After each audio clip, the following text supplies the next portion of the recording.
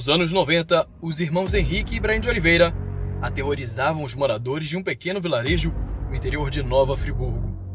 O crime praticado por eles era a necrofilia. Neste caso, eles matavam uma pessoa e posteriormente tinham relações sexuais com o cadáver. Para conhecermos a história destes, fomos até o local onde os crimes ocorreram. Inauguramos assim o nosso novo estilo de reportagem, a reportagem investigativa.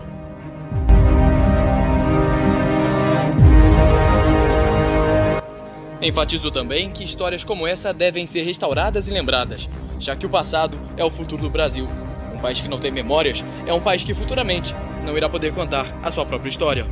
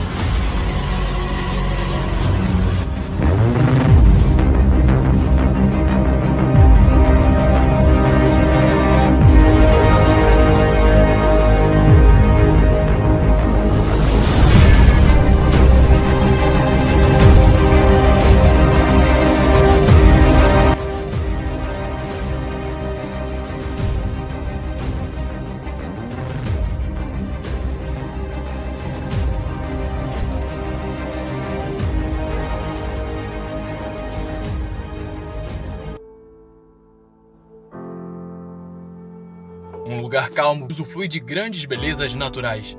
Aqui, a produção das mudas de rosa é algo muito corriqueiro. Além de pocã, o solo é muito utilizado para a plantação de caqui, e cerca da metade de toda a produção de hortaliças do estado vem daqui.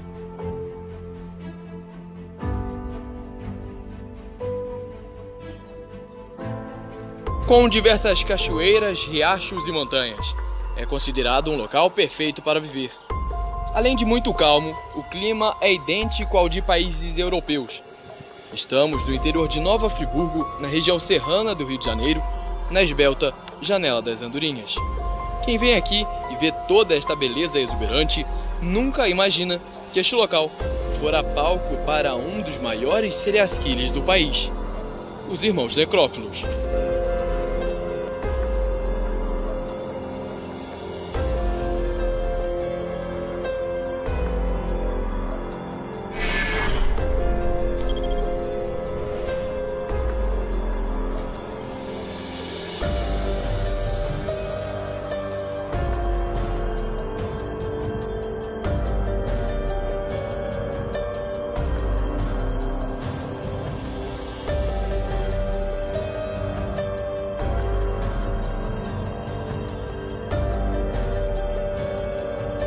Tudo começou com a chegada do Sr. Brás e de sua esposa Maria ao vilarejo. Ele era um homem alcoólatra e muito violento. Agredia ainda sua mulher e batia em seus filhos. Por diversas vezes, ele obrigou a Ibrahim e a Henrique a passarem noites dentro da mata, sem cobertores e nem mantimentos. Como ficavam sempre nas matas, desde pequenos, os garotos conheciam muito bem todo o território. O casal teve 4 filhos. Henrique, que tem hoje cerca de 46 anos, Ibrahim, que teria atualmente 44, Márcia, a única filha do casal, com 38, e Jailton, de 36.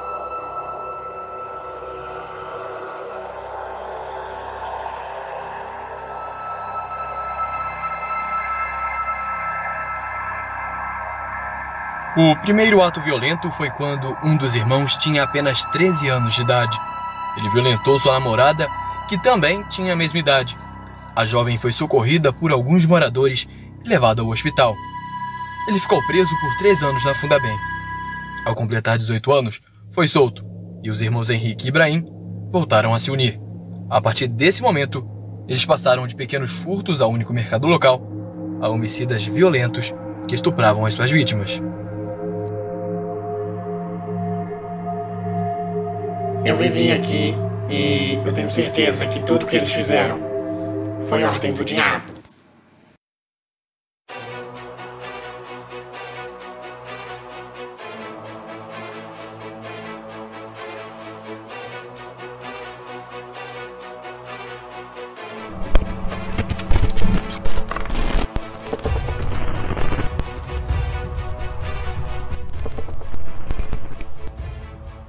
No dia 8 de fevereiro de 1991, o corpo de Eliana Macedo, de apenas 21 anos de idade, foi encontrado. A morte se deu por estrangulamento com um fio de arame e, posteriormente, o corpo foi estuprado. A vítima estava com uma de suas pernas devorada por animais, em avanço estado de decomposição. Isso tudo há uma semana após o seu desaparecimento. Isso também ocasionou na série de assassinato que eles viriam a cometer. Isso tudo em Rio Grandina, no 2º distrito da cidade de Nova Friburgo, no interior do estado do Rio de Janeiro.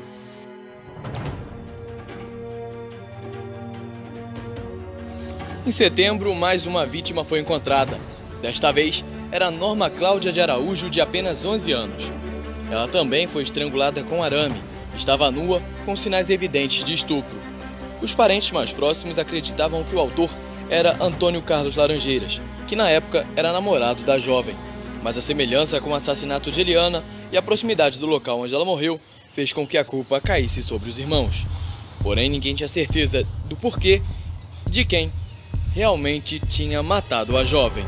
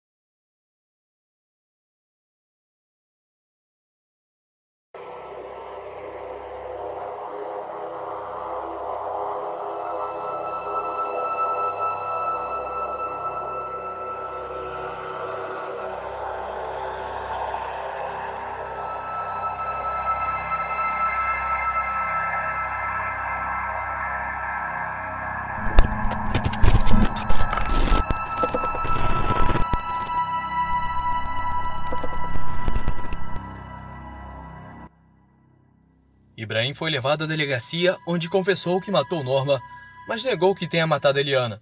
Ele ainda relatou que o crime foi cometido somente por ele e que Henrique não teve nenhuma participação no ato. Como não tinha maioridade, ficou internado até que completasse os seus 18 anos.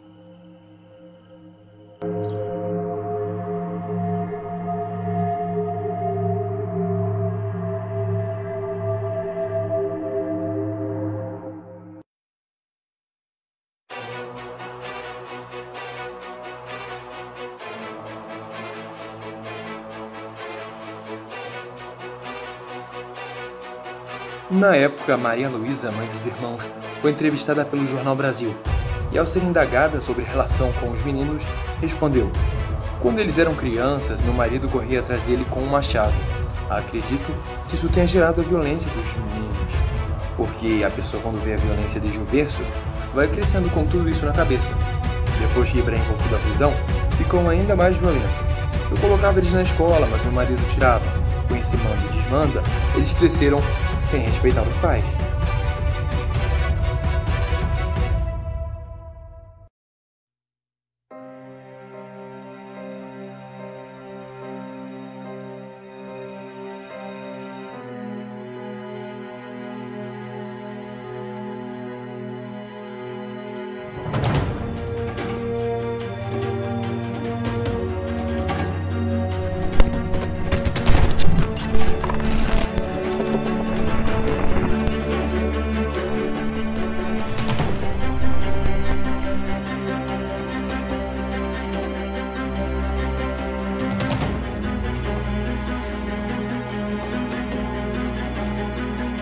No carnaval, o vigia João Carlos e sua namorada Elisete se banhavam em uma das cachoeiras do local.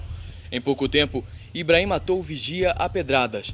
Após isso, estuprou o corpo de João. Elisete teve de assistir à terrível cena em um momento de descuido e de muita sorte, conseguiu escapar dos irmãos. Ela pulou de um barranco e foi em direção à estrada. Alguns moradores que viram e presenciaram a cena foram e prestaram socorro à jovem.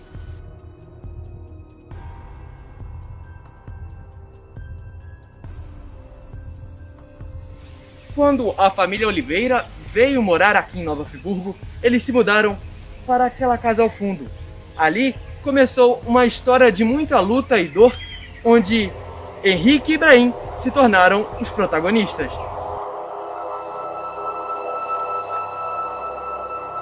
O que eu posso afirmar é que todas nós tínhamos medo de sair de casa, a gente utilizava arma, ninguém podia ficar sozinha, sem algum homem na casa, e foi muito difícil.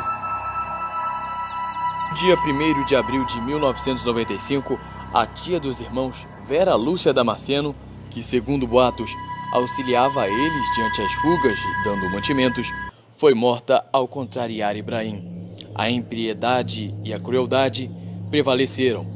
Ela também foi estuprada. Arrancaram um de seus seios com uma mordida e ainda inseriram um pedaço de tronco em sua vagina. Logo após, abandonaram o corpo em meio à mata.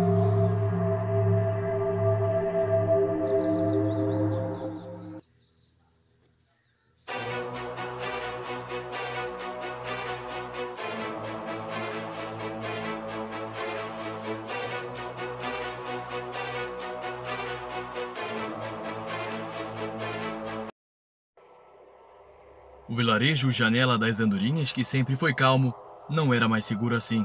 Não havia paz. 70% dos moradores abandonaram as suas casas e a escola foi fechada. A população teve de se armar. As mulheres não podiam ficar desacompanhadas. Mesmo com tudo isso, no dia 17 de maio, Odete Carvalho foi morta com golpes de foice, vítima também dos irmãos necrófilos. Ela tinha 56 anos e também foi abusada na sua própria casa. Seu marido, José Lapa, quem encontrou o corpo. Ele, desesperado, adentrou a mata a caçar os irmãos. No dia 20 de maio de 1995, Ireia Moraes Ornélias, de 67 anos, também foi morta. Com quase toda a equipe do 151º Batalhão no local, as autoridades tiveram de tomar uma atitude. O prefeito de Sumidouro fez um apelo a Newton Cerqueira, o então secretário de Segurança Pública do Estado, o que ocasionou no envio de uma equipe do Batalhão de Operações Especiais BOP para ajudar a população e aos policiais a continuarem a caçada. Entre esse meio tempo, eles cometeram o último e mais brutal dos crimes.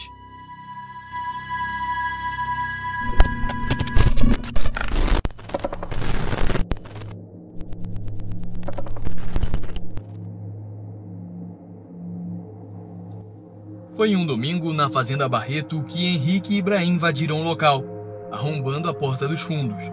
Maria Docileia, de 39 anos, estava no local com seu filho Adriano, de apenas 9 anos de idade. O garoto, ao tentar ajudar a mãe, foi espancado pelos dois.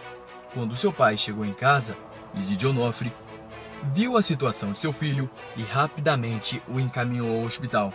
Infelizmente, o garoto não sobreviveu. Maria, por sua vez, estava grávida de 9 meses. Ela foi arrastada a cerca de 10 quilômetros a esta mata fechada. Nesta mata, ela foi asfixiada com o próprio sutiã e estuprada após a morte. Segundo alguns moradores, o feto de Maria não fora encontrado.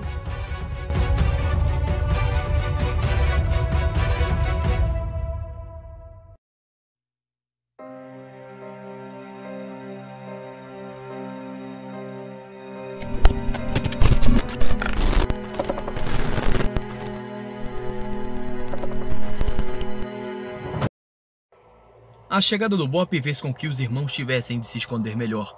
Ela foi elogiada pelos moradores, que logo criticaram a forma em que as buscas eram realizadas. A guarda municipal derrubou as casas abandonadas pela família, amedrontada, já que serviriam de abrigo para os irmãos. O coronel Celso Novaes pediu para que a população se desarmasse, para evitarem tragédias. Alguns falsos episódios de racismo começaram a se espalhar pela região. Há pouco tempo, em uma caverna de uma propriedade privada, alguns pertences que provavelmente pertenciam às Oliveiras foram encontrados, evidenciando que os dois se escondiam no local. Sérgio de Araújo avistou Ibrahim em um sítio localizado em Rio Grandina. Ele avisou ao BOPE. Após muitas buscas no local, Ibrahim foi capturado. Alguns moradores dizem que Ibrahim estava dormindo e foi morto ali mesmo, com um tiro. Ainda existem muitas perguntas sobre sua morte. Na época, a prefeitura e demais jornais anunciaram que quem teria lhe matado seria o capitão Fernando Príncipe Martins, subcomandante do BOPE. Quando o corpo estava sendo encaminhado ao IML, a rua principal de Rio Grandina foi fechada, pois a população queria esquartejá-lo como forma de vingança. No enterro, o jovem foi enterrado como indigente, mas o medo não tinha cessado. Henrique ainda estava solto. A promotora de justiça, Elizabeth, pediu que houvesse uma reconstituição da morte de Ibrahim para averiguar se houve ou não um excesso por parte dos policiais. A população ficou revoltada. Disseram que os policiais eram os heróis, não os bandidos. Pouco tempo depois, Henrique ainda invadiu uma fazenda e disse aos moradores que queria se render. A promotora de justiça Elizabeth foi ao seu encontro. Sem fazer alarde com medo da notícia se espalhar e a população se rebelar, ela buscou Henrique e levou ao seu gabinete.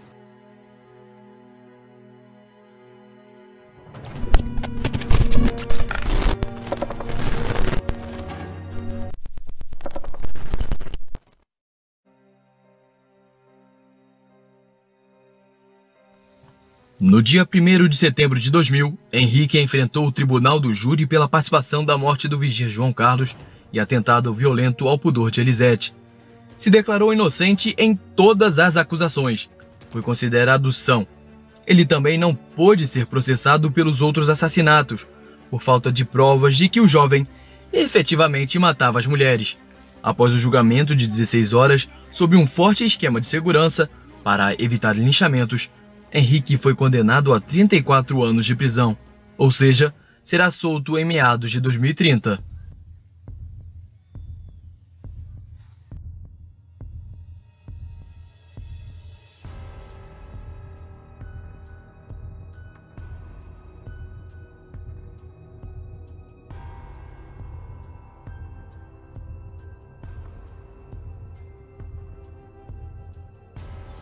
Esta é mais uma história da vida real que aterrorizou uma cidade.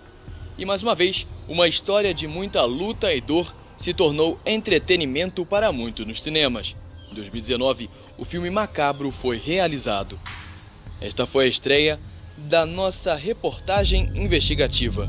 Lembrando que um país só se torna uma ação diante suas guerras de lutas de sua história.